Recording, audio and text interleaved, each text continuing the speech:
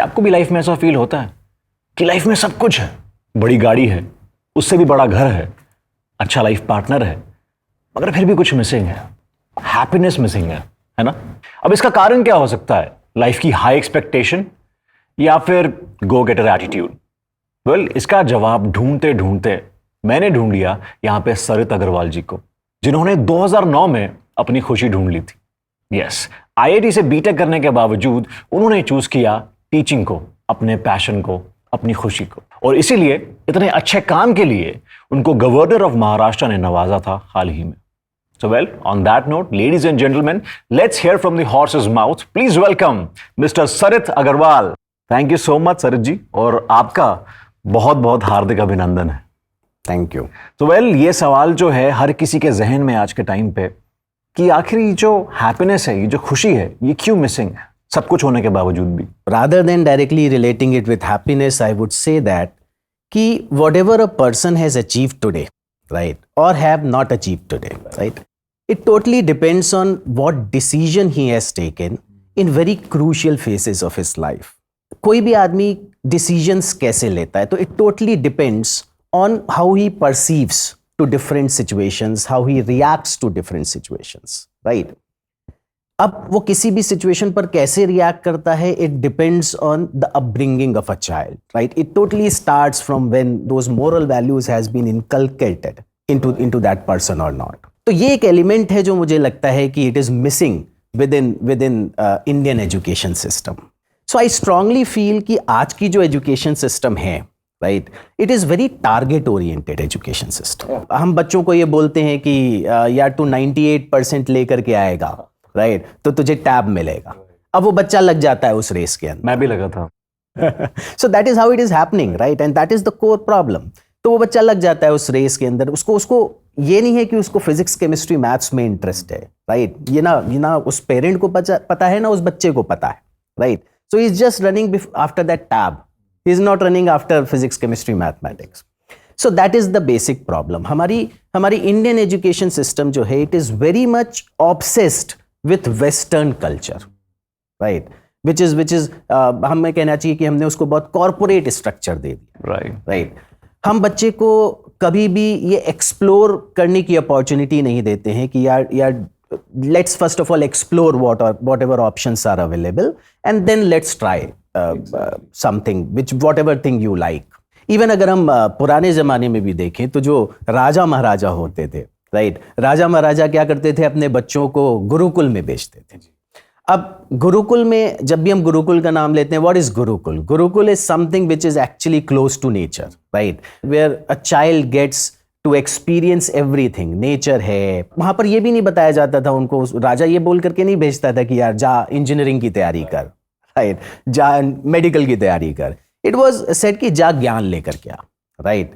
They use to learn. अब जो ऋषि मुनि होते थे या जो भी होते थे, जो भी टर्म देना चाहें, they use to teach them science and technology. वो उनको इवन इकोनॉमिक्स सिखाते थे, वो उनको इवन, जिसको हम अर्थशास्त्र बोलते हैं, वो उनको इवन हंटिंग सिखाते थे, राइट, जिसको हम शस्त्र विज्ञान बोलते हैं। तो बहुत सारी चीज़ें सीखते थे। इवन वो भेजते नहीं थे केवल, वो इवन रात को उनको बोलते थे कि जाओ राज्य में घूम करके आओ, राइट। तो that used to be a lab for them, right. वो एक प्रैक्टिकल था उनके लिए, जो वो करते थे वहां पर, कि हाँ प्रजा में क्या दिक्कत है, क्या परेशानी है, वो सब सीखते थे वहां जाके। मगर आजकल के पेरेंट्स अपने बच्चों को रात को कहते हैं कि बाहर मत जाओ।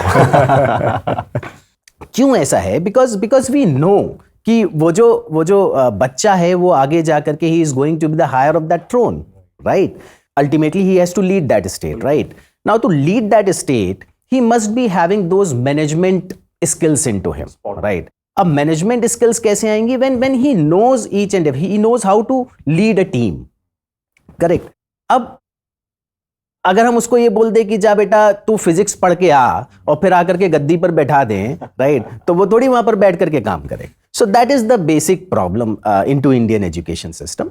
And I again strongly feel like कि हमारे जो एंशियंट लिटरेचर है, may be Vedas, may be Puranas, may be Mahabharat और रामायण, राइट।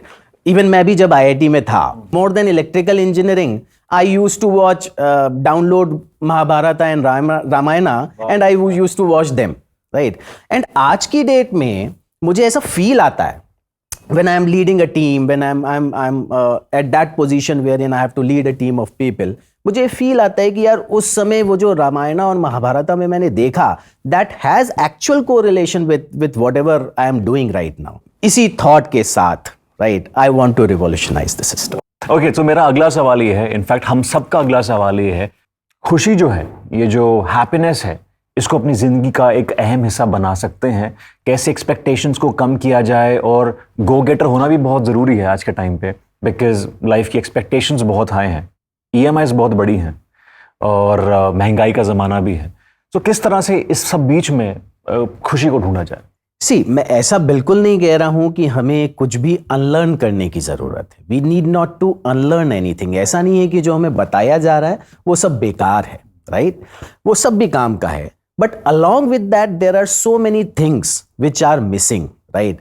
जो नाम के लिए केवल, जैसा मैंने पहले भी बोला, हमें मोरल साइंस पढ़ा दिया जाता है, राइट? लेकिन एक्चुअली उसका एप्लीकेशन हम कभी नहीं सीख पाते हैं. वो जस्ट हम उसको रट्टा मार लेते हैं और रट्टा मार करके हम लिखाते हैं, हमें नंबर मिल जाते हैं. That is now how it works. Whatever is there into education system, that is very much required, but along with that we need some flavor of that moral values as well added to it. These days I am learning or rather reading about these things, so I come to know कि ये सारी चीजें जो हैं वो already हमारे पास ancient literature में available हैं. Made be Vedas, Puranas, Ramayana, Mahabharata. I have learned so many management lessons through Ramayana and Mahabharata. क्या बात है? Right? So we need to deliver these things as well to our kids. Correct? Now with that thought, I have laid the foundation of Vedshala. Correct? Now what is Vedshala? As the name suggests, Vedshala is Ved plus Shala. Right? Ved signifies our ancient literature. Right. And Shala means obviously Pathshala, wherein someone can learn something. So, in today's world of internet technology, I am trying to deliver these values, right, in whatever format I can through this venture, which is termed as Vedshala. सरब जी, हमें ना आपके बारे में एक बात पता चली है कि फिजिक्स पढ़ाते पढ़ाते आपको अपनी लाइफ की खुशी मिल गई, आपको अपनी लाइफ का पैशन मिल गया, यानी कि आपको वेदशाला का आइडिया मिल गया. Is that true? क्या बात है, we really want to know that, क्योंकि ये खुशी हम भी चाहते हैं. There is a very interesting story behind it. During Corona times, we all know that everything has stopped and nothing was working. Even I was teaching kids online through online platform. So I thought कि this is a right time to spend some of my time with my kids, right? So one day I went to my daughter's room. She was somewhere around 7 or 8 years old. And I asked her कि भाई क्या पढ़ रहे हो, लाओ देखें, text books देखते हैं तुम्हारे, कभी इतना टाइम नहीं मिलता कि हम लोग ऐसा कर पाएं. So I went to her room and I asked her कि भाई अपनी टेक्स्ट बुक्स दिखाओ. तो she brought all the textbooks. It was science, it was maths, it was geography and everything. So I asked her कि यार ये सब तो चलो ठीक है. Now what about Ramayan? Ramayan के बारे में कुछ जानती हो? तो she said, हाँ थे एक राम जी. मैंने कहा what does that mean, थे एक राम जी? तो मैंने कहा और कुछ? तो बोली हाँ एक सीता जी भी थी and this and that. So I thought कि नहीं यार, these are something which kids should know. Right. That is where the journey started. Then I thought कि यार चलो ठीक है, बच्चे हैं, इनको एक reference देना चाहिए जहाँ से they should learn, they should understand all these things. So I tried searching for the content which I can refer to her and she can learn through those contents. And to my surprise, there was no such content available online. There was a lot of content available, but there was no content which was consumable or engaging content available, right? So then I thought कि अच्छा ठीक है, इसके लिए relatable नहीं है, तो let me first of all understand the things, let me first of all learn the things, and then I will explain her, right? Again I failed because I downloaded all the books, Vedas मैंने download किए, Puranas download किए, and everything I downloaded, but somehow I couldn't get that interest into it. Because it was, I'm not saying those content was not good, but it was not an engageable content. Specially for kids and even for millennials, because अगर मैं नहीं समझ पा रहा हूं तो मुझे लगता है कि शायद किसी का भी इंटरेस्ट क्रिएट नहीं होगा उसमें. So that is where this whole idea came into picture, and I laid the foundation of Vedshala, and that is the. Sir ji, लोग अपना अक्सर घर शिफ्ट करने में कतराते हैं.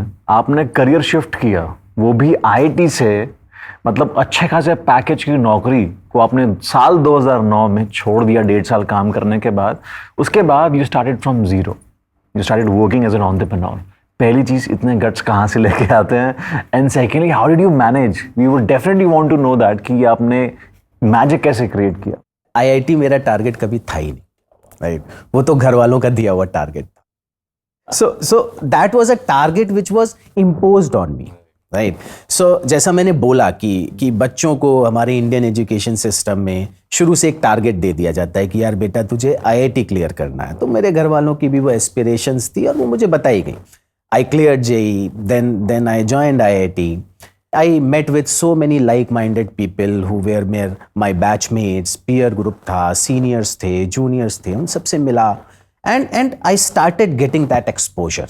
I started discussing with people because वहाँ जाकर के I was completely blank. I never knew what I need to do. तो I thought यार मेरा तो कोई गोल ही नहीं है, what I should do. So I started discovering myself कि यार क्या करना चाहिए मुझे. But somehow I got an opportunity to teach few kids, right? कुछ हमारे यहाँ गेट कीपर्स हुआ करते थे, उनके बच्चे हुआ करते थे. How sweet. Then कारपेंटर हुआ करता था हमारे हॉस्टल में, उनके बच्चे हुआ करते थे. तो I started teaching them, right? So somehow जब मैं उनको पढ़ाता था मुझे बड़ा थ्रिल आने लगा उसके अंदर. जब when I used to deliver a concept to a child, right? And उसकी आंखों में जब वो उसको समझ में आ जाता था और आंखों में जो चमक दिखती थी, तो the kind of satisfaction that I used to get, right? I started enjoying it. The खुशी that we were talking about. Yes, the खुशी that we are talking about. I started enjoying it. तो मुझे लगा कि यार ये अच्छा काम है and I should think about it more seriously. वो फेज आया, 4th ईयर आया एंड हमारे कैंपस प्लेसमेंट्स होने स्टार्ट हुए. घर से कॉल आया, मेरी भी जॉब्स लगी, 3-4 कंपनीज में जॉब लगी, कॉर्पोरेट जॉब्स लगी. घर से फोन आया कि बेटा जॉब लगी. हाँ. हाँ लगी. तो बड़े खुश हुए. अच्छा कितना पैकेज मिला? मैंने कहा इतना मिला. बहुत अच्छा खासा package. We are very proud of you and this and that. So तब मैंने वो बम फोड़ा कि जॉब तो लग गई है, पैकेज भी अच्छा है, but I am not going to join. Then they asked me क्यों भाई ऐसा क्या है? दे थॉट कि यार बोलेगा कुछ स्टार्टअप करेगा, कुछ अच्छा करेगा, MBA करेगा. देन आई सेड कि नहीं, I want to become a teacher.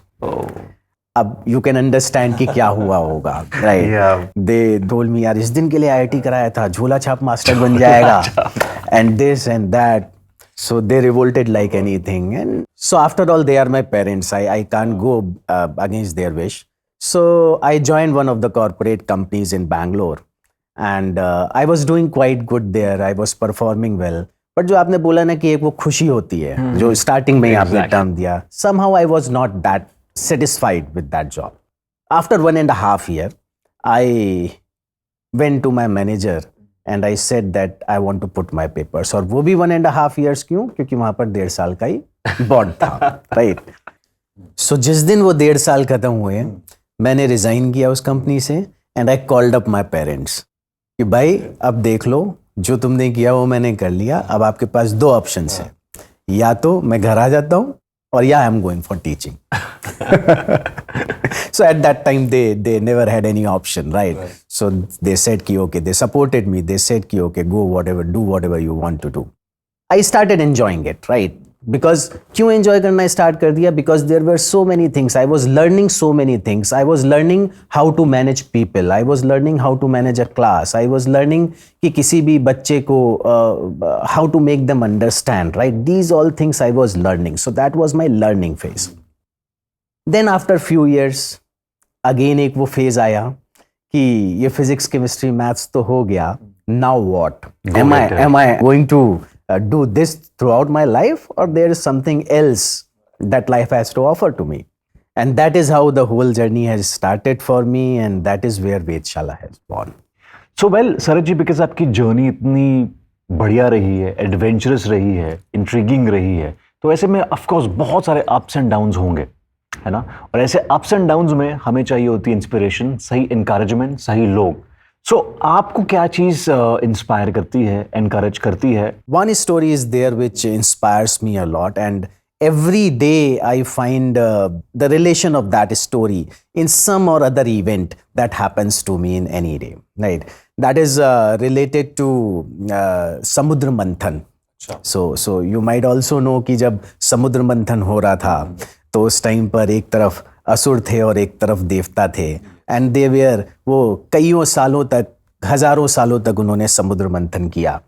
After so many years of that मंथन, सबसे पहले उनको क्या मिला? विश मिला. Right? I am perceiving it like this कि आई कंसीडर देवता to be as positive energies and asurs as negative energies, right? And that churning I consider as ki the positive and negative energies which are going through our minds, right? So ऐसा नहीं है कि आपको जो अमृत है या जो भी एक्चुअल आउटकम है वो डे 1 पर मिल जाएगा. बहुत खूब. राइट? सबसे पहले तो आपको विश ही पीना पड़ेगा. So the first outcome would be the wish which I perceive as failure, right? So whatever thing you do in life, whatever you aspire to do in life, don't feel like or don't expect कि day 1 पर आपको उसमें success मिलेगी. There will be lot many failures, right? Consider it to be as wish, right? Keep on working. ऐसा नहीं है कि जब उनको wish मिल गया देवता और असुरों को तो उन्होंने churning बंद कर दी. They kept on working towards it. That is a learning which you should learn. मेरे पास कई बार स्टूडेंट्स आते हैं जो जेई या नीट या जिसकी भी प्रिपरेशन करते हैं और उनका पहला टेस्ट होता है और वो आकर के बोलते हैं सर बड़ा डिप्रेशन हो रहा है क्योंकि 100 में से मेरे 20 मार्क्स ही आए. Right? So this is a story which I always tell them. So अगर उसी डिप्रेशन में आकर के और वो काम करना ही छोड़ दें, मेहनत करना ही छोड़ दें, तो रिजल्ट ऑलरेडी सेट हो गया है कि they are not going to succeed. So you need to keep working towards it. तो दैट इज वेयर वो स्टोरी हमें बताती है कि अगर आप if you will keep on churning, keep on working towards whatever you are your target goal is, then 100% एक ना एक दिन आपको अमृत जरूर मिलेगा, रिजल्ट जरूर मिलेगा. क्या बात है, बहुत खूब. इतनी अच्छी इंस्पायरिंग एनकरेजिंग स्टोरीज हमें सर जी ने सुनाई है. ऐसे में शेर के मुंह लहू तो लग ही जाएगा क्योंकि अब हमें इनकी आदत पड़ चुकी है तो हमें ये स्टोरी जरूर सुननी होंगी. तो ऐसे में सर जी हम सबका ये सवाल है कि आखिर वेधशाला और फ्लाइंग ड्रीम एंटरटेनमेंट्स की जो गाड़ी है ये कौन से स्टेशन पे उतरेगी और हम कब कितना फ्रीक्वेंटली आपकी स्टोरीज जो है वो सुन पाएंगे और कहाँ सुन पाएंगे? See Abhinandan, when this all had started almost 2-3 years back, तो it was just a thought, right? मुझे नहीं पता था कि क्या होना है क्या नहीं होना है, बट मुझे ये बहुत क्लियर था कि what I want to do. And I wanted to deliver these moral values in some way or other to the kids, right? So every week you can expect 2 or 3 podcasts to be released. Then we are even working on web series. You can expect web series related to some mythological or historical or event which has some moral value embedded into it as well. Right? So we are working on a number of things. It might be in the format of podcast, it might be in the format of web series, it might be in the format of audiobooks or something like that. So very frequently you will see these things coming out. Thank you so much, Sarit ji, for inspiring us and sharing stories. And I really hope Sarit ji, वेधशाला and Flying Dream Entertainment मिलके जल्दी ये बहुत सारी intriguing, interesting चीज़ें जो है हमारे सामने लेके आए ताकि देश में कोई भी डीमोरलाइज फील ना करे और जो खुशी हम लोग ढूंढ रहे हैं वो हमें हर जगह हर कदम मिलती रहे. Absolutely. Thank you so much sir. Thanks. और आप बने रहिए. मिलते हैं आपसे जल्दी हम वेधशाला के जरिए. दैट्स मी अभिनंदन सिंह साइनिंग ऑफ.